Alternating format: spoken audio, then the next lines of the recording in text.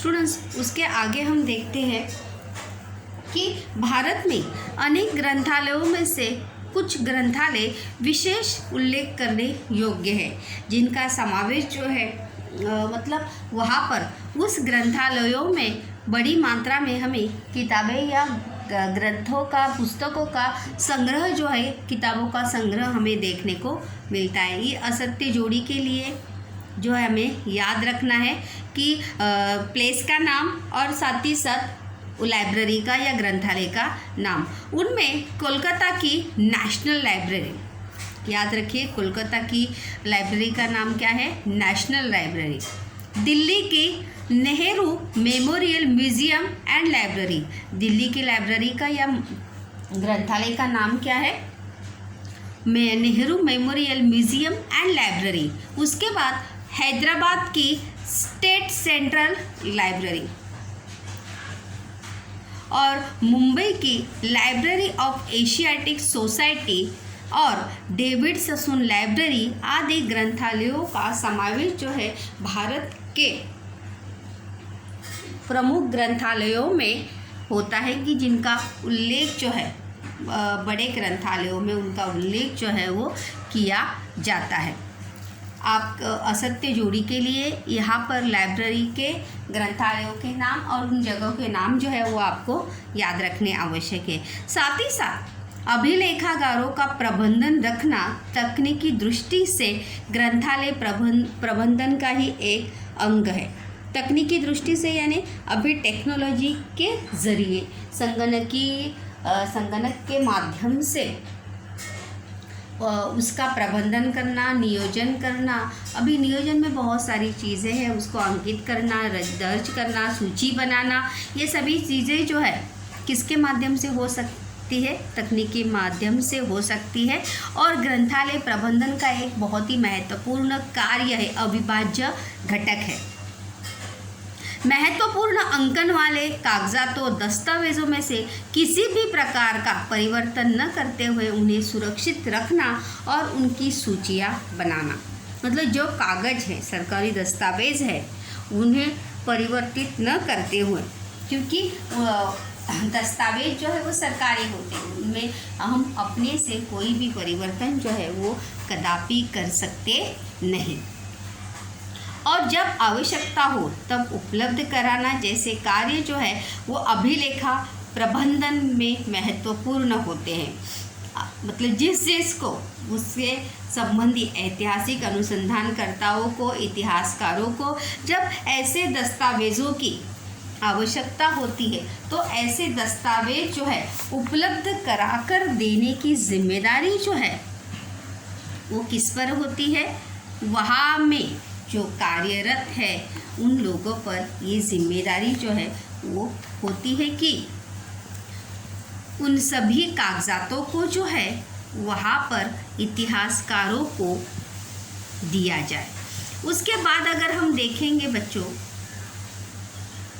संगणकीय प्रणालियों के उपयोग के कारण ग्रंथालय और अभिलेखागार का आधुनिक समय में प्रबंधन करना अनिवार्य रूप से सूचना एवं प्रौद्योगिकी के साथ जोड़ा गया है। सूचना मतलब वहाँ पर ग्रंथालय और संग्रहालय, वहाँ पर अभिलेखागार, उसमें कौन कौन सी वस्तुएं या किताबें हैं, इसकी जानकारी जो है सूचना एवं प्रौद्योगिकी के वालों को भी होनी चाहिए। इसके साथ उसके साथ भी इसे जोड़ा गया है तकनीकी के माध्यम से।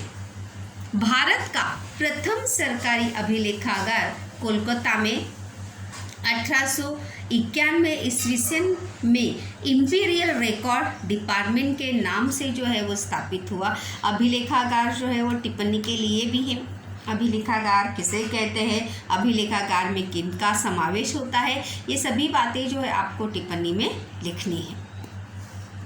1911 ईस्वी सन में उसे दिल्ली में स्थानांतरित किया गया और इसीलिए कहा जाता है कि भारत का सबसे प्रमुख अभिलेखागार जो है वो कहाँ पर है, दिल्ली में है।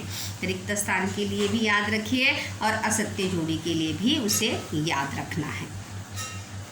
उसके बाद 1998 ईस्वी सन में भारत में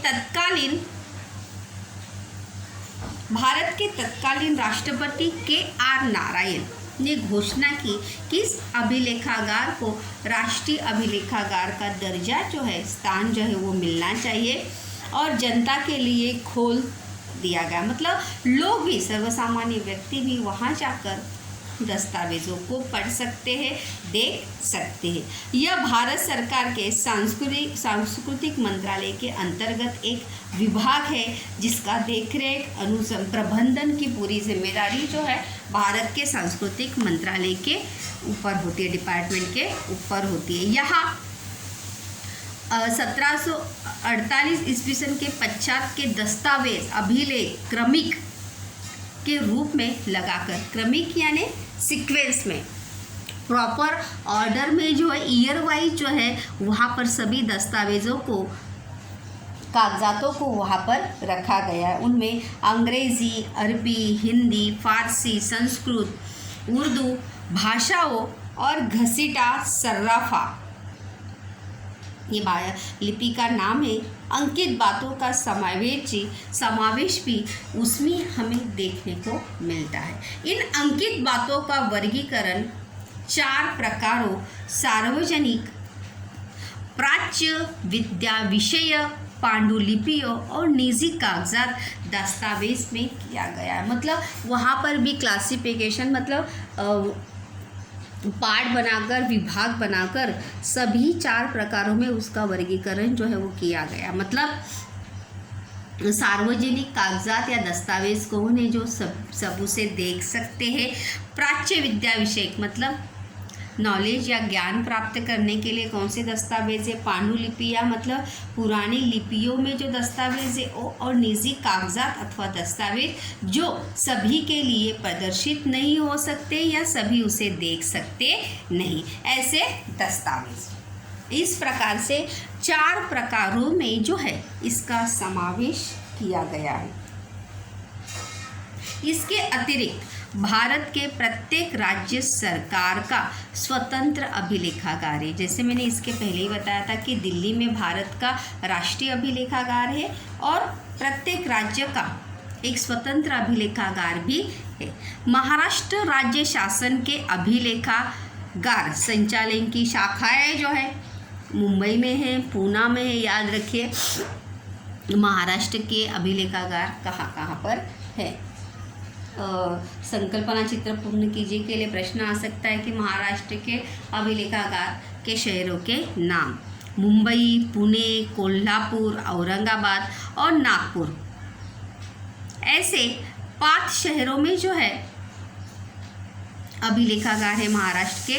और पुणे के अभिलेखागार में मराठों के इतिहास से संबंधित, क्योंकि पूना में जो ऐसा कहा जाता है कि पूना में मराठों इतिहास, पेशवा वगैरह जो है पूना से बिलोंग करते थे, वहाँ के थे, इसलिए वहाँ पर मराठों के इतिहास से संबंधित बहुत सारी जानकारी, अभिलेखागार, दस्तावेज जो है वहाँ पर हमें देखने को, अभ्यास के लिए या पढ़ने के लिए वहाँ पर मिल सकते हैं। और वो भी अलग अलग, देखो वहाँ पर दिया भी है, लगभग 5 करोड़ घसीटा सर्राफा लिपि में लिखे गए कागजात दस्तावेज है। मतलब उस समय जिस लिपि का उपयोग किया जाता था लिखने के लिए, घसीटा सर्राफा, उस लिपि में लिखे गए 5 करोड़ से भी ज़्यादा दस्तावेज जो है हमें वहाँ पर पूना के अभिलेखागार में देखने को मिल सकते हैं। इसे पेशवे दफ्तर, जैसे अभी मैंने कहा कि पेशवे जो है पूना से बिलोंग करते थे, तो वहाँ का इतिहास जो है, पूरा इतिहास, शनिवार वाड़ा वगैरह सभी जो है पूना से ही संबंधित है। तो इसीलिए उस दस्तावेज़ों को खास नाम भी दिया है। क्या नाम दिया है? पेशवे दफ्तर। दफ्तर यानी कागजात। यहाँ पे दफ्तर का अर्थ क्या है? कागजात, सरकारी कागजात। पेशवे दफ्तर के नाम से जानते भी है, जाना जाता भी है। और पेशवाओं के कागजात उसे कहते हैं, क्या कहते हैं? पेशवाओं के कागजात के नाम से जो है वो प्रसिद्ध है। इस प्रकार से हमने यहाँ पर 3rd पॉइंट जो है स्टूडेंट्स यहाँ पर हमारा कंप्लीट होता है। ग्रंथालय और अभिलेखागार जो है वो किसे कहते हैं। इसके बाद इस चौथा पॉइंट हम देखने वाले हैं कोश। हम रिसेंटली में ही लास्ट वीक हमने मराठी में जो लेसन हमने देखा था कोश, आपको याद होगा व्युत्पत्ति कोश। हाँ, ये पार्ट जो है हमने स्थूल वाचन का मराठी में देखा था। कोश यानी डिक्शनरीज, कोश यानी डिक्शनरी, लेकिन यहाँ पे शब्दों का कोश नहीं है बच्चों। शब्दों का कोश तो है ही, लेकिन यहाँ पर कोश यानी इतिहास से संबंधित कोश या जानकारी जो है, जो जहाँ पर हमें इकट्ठी मिल सकती है, उसका कोश है। कोश के प्रकार कौन से हैं, कोश की विशेषता क्या है, इससे मतलब इस एक टॉपिक के ऊपर बहुत सारे प्रश्न जो है वो रिलेटेड है, बहुत सारे प्रश्न जो है इस पर आते हैं। कोश की विशेषताएं क्या है, कोश के प्रकार कौन से हैं, साथ ही साथ कोश के माध्यम से जो है हम किस कोश का स्वरूप स्पष्ट कीजिए। साथ ही साथ अगर हम देखेंगे तो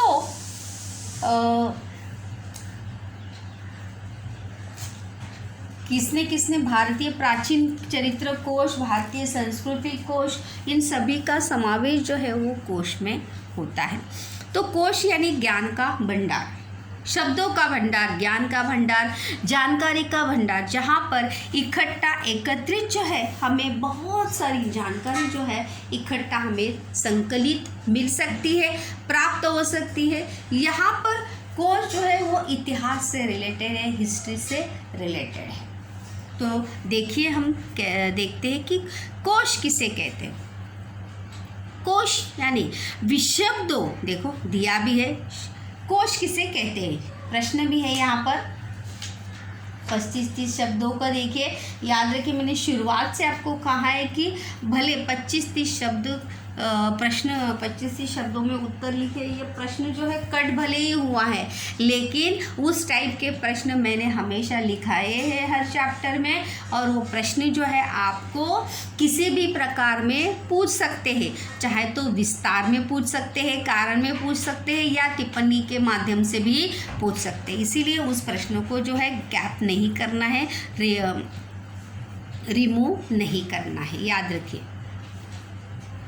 कोश शब्द विविध जानकारियों का अथवा ज्ञान का वैज्ञानिक ढंग से किए गए संग्रह को जो है वो कोश कहते हैं। जैसे हम डिक्शनरी में देखो अल्फ़ाबेटिकली जो है वहाँ पर शब्द जो है वहाँ पर लगाए रहते, A to Z शब्द लगाए रहते। अगर हमें A का शब्द ढूंढना है तो हम A में देखते, B का ढूंढना है तो हम B में देखते हैं। तो जिसे वैज्ञानिक ढंग से यानी साइंटिफिकली जो उसे लगाया, संग्रह किया जाता है, उसे कहा जाता है कोश। क्या कहते हैं, कोश उसे कहते हैं। विभिन्न प्रकार के ज्ञान का विशिष्ट पद्धति द्वारा किया गया संकलन और प्रस्तुति को क्या कहते हैं, कोश कहते हैं। विभिन्न प्रकार के ज्ञान का विशिष्ट पद्धति द्वारा, विशिष्ट पद्धति मतलब एक पद्धति जो है उसे अवलंबित की जाती है। शब्दकोश होता है, सूचीवर्णमय होता है, चरित्र कोश होता है, हमें 1 by 1 हम इसको देखने ही वाले, संस्कृति कोश होता है, संज्ञा कोश होता है। तो इस संकलन को और प्रस्तुति को विशिष्ट पद्धति द्वारा जो है इसे प्रस्तुत किया जाता है।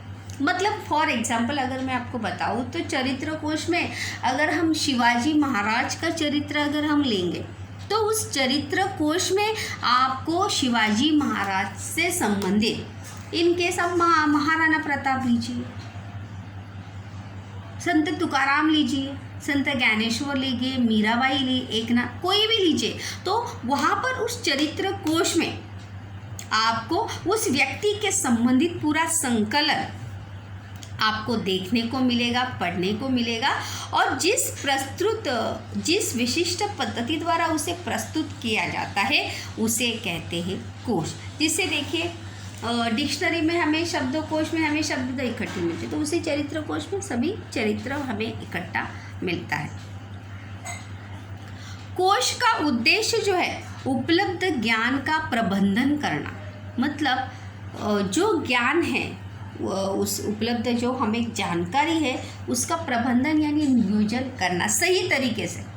देखिए जो हमें आता है हमें जो आता है पता है, अगर हम उसका सही तरीके से नियोजन नहीं करेंगे तो हमें जो आता है वो हम मतलब अगर आने के बाद भी अगर हम एक्सप्रेस नहीं करते हैं, बताते नहीं हैं, तो हमारे आने का या हमारे ज्ञान का कोई मतलब है क्या? नहीं। तो इसीलिए कोश का उद्देश्य जो है उपलब्ध ज्ञान का प्रबंधन करना और सुलभ ढंग से उसको उपलब्ध कराने की सुविधा निर्माण करना। सुलभ ढंग से मतलब सहजता से, इजीली किसी को भी उपलब्ध हो, प्राप्त हो, अब स्टडी के लिए, जानकारी के लिए वो उपलब्ध हो, और ऐसी सुविधा जो है निर्माण करने को ही क्या कहा जाता है? कोश। इसके बाद बच्चों हम नेक्स्ट टॉपिक पॉइंट देखने वाले हैं यहाँ पर, वो है कोश की आवश्यकता। क्यों कोश की आवश्यकता जो है हमें निर्माण हुई है?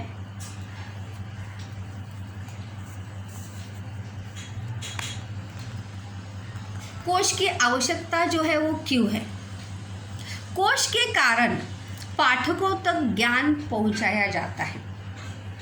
मतलब जिसके बारे में हमें जानकारी ना हो, उस जानकारी को प्राप्त करने के लिए या उस जानकारी को पाठकों तक मतलब या जो ज्ञानी है, जो पढ़ते हैं, जैसे अभी आप विद्यार्थी पढ़ रहे हैं, आप विद्यार्थियों को किसी शब्द के बारे में जानकारी लेना है या उस शब्द का अर्थ आपको ज्ञात करना है या ढूंढना है, तो आप कहाँ पे ढूंढोगे?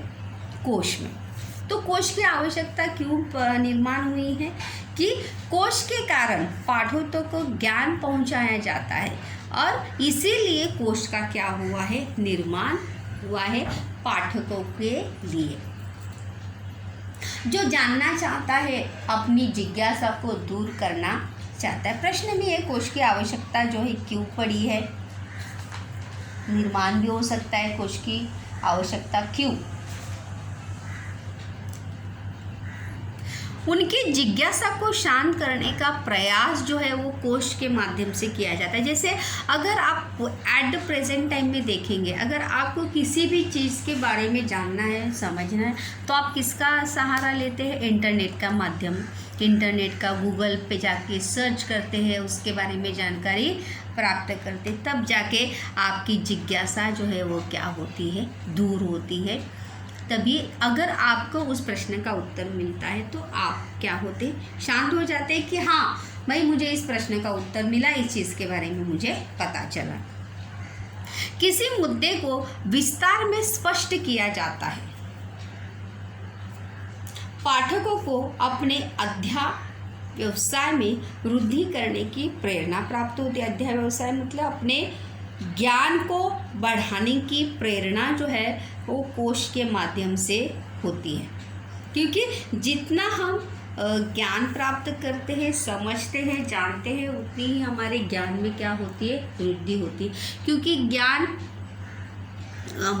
बढ़ता रहता है, जितना हम प्राप्त करेंगे वो बढ़ता है, कभी भी होता। इसलिए ज्ञान ये संपत्ति ऐसी, इसे कोई भी चुरा सकता नहीं। वृद्धि यानी बढ़ती जाती है। अध्येताओं, शोधकर्ताओं के लिए कोश ज्ञान पूर्व संग्रह उपलब्ध कराकर उसमें और अधिक जोड़ने की तथा अनुसंधान करने की आवश्यकता निर्माण करते हैं। मतलब यहाँ पर अगर हम देखेंगे तो अध्येताओं यानी जो पढ़ते हैं उनके लिए, शोधकर्ता यानी जो इन्वेंशन, खोज, इतिहासकार, अनुसंधानकर्ता के लिए कोश ज्ञान का पूर्व संग्रह उपलब्ध कराकर, मतलब संदर्भ ग्रंथ उपलब्ध कराकर उसमें और अधिक जोड़ने की, अनुसंधान करने की आवश्यकता निर्माण करते हैं। कोश जो है वो राष्ट्रीय सांस्कृतिक स्थिति का प्रतीक होते हैं। कोश जो है राष्ट्रीय और सांस्कृतिक स्थिति का प्रतीक क्यों होते हैं? क्योंकि वहाँ पर हमें उसकी छवि जो है हमें अपने कोश में देखने को मिलती है। मतलब जिस समय का वो कोश होता है उस समय की सांस्कृतिक परिस्थिति जो है या स्थिति जो है वहाँ पर हमें देखने को अवश्य मिलती है। समाज की बौद्धिक और सांस्कृतिक आवश्यकता जिस प्रकार होगी उस प्रकार के कोश का निर्माण उस समाज में होता रहता है। मतलब यहाँ पर समाज की बौद्धिक और सांस्कृतिक मतलब विचार करने की क्षमता या सोचने की समझने की क्षमता, बौद्धिक इंटेलेक्चुअल लेवल जिस प्रकार से होता है, सांस्कृतिक आवश्यकता जिस प्रकार से होती है, उसी प्रकार के कोश का निर्माण जो है उस समाज में होता रहता है। मतलब जिस समाज की सांस्कृतिक सोच वैसी रहती है, समझने की क्षमता वैसी रहती है, उसी प्रकार में हमें कोश का लेखन भी बच्चों हमें देखने को मिलता है। कोश में जानकारी देते समय देखो ये विशेषता है, प्रश्न याद रखिए, it's a most important topic. Question 2 number के लिए है, संकल्पना चित्र पूर्ण कीजिएगा। कोश में जानकारी देते समय कोश की विशेषता है, देखो अचूकता, आई अंडरलाइन दिस नाउ। कोश की विशेषता देखो, बहुत बार ये प्रश्न जो है हमेशा आता है। अचूकता, सटीकता, वस्तुनिष्ठता, बद्धता, अध्ययनता। 1 2 3 4 5 ये उसकी विशेषता है कोश की। प्रश्न भी है, संकल्पना चित्र पूर्ण कीजिए के लिए। अचूकता यानी एग्जैक्ट, कोश में हमें एग्जैक्ट जानकारी मिलती है डिक्शनरी में। सटीकता मतलब पक्षपात न करते हुए हमें वहाँ पर किसी भी टॉपिक से रिलेटेड जो है वो जानकारी मिलती है। वस्तुनिष्ठता मतलब वहाँ पर उस टॉपिक से रिलेटेड ही आपको जानकारी मिलती है और कोई भी जानकारी वहाँ पर होती नहीं। जो टॉपिक आप ढूंढेंगे उसी से रिलेटेड आपको जानकारी जो है वहाँ पर प्राप्त होगी। दूसरा है बद्धता यानी उस क्या कहते हैं, हम्बलनेस, पोलाइटनेस, प्रामाणिकता। अध्ययनता यानी अपडेट, जैसे हम अपने मोबाइल के वर्जन को, ऐप्स के वर्जन को हमेशा अपडेट करते रहते हैं, उसी प्रकार से अध्ययनता यानी नवीनता। कोश भी क्या होते रहते, अपडेट होते रहते हैं, उसमें भी नई नई चीज़ें जो है उस टॉपिक से रिलेटेड हमेशा उसमें ऐड होती रहती है, उसे कहते हैं अध्ययनता। ये 5 विशेषताएं जो है कोश की विशेषताएं है पास।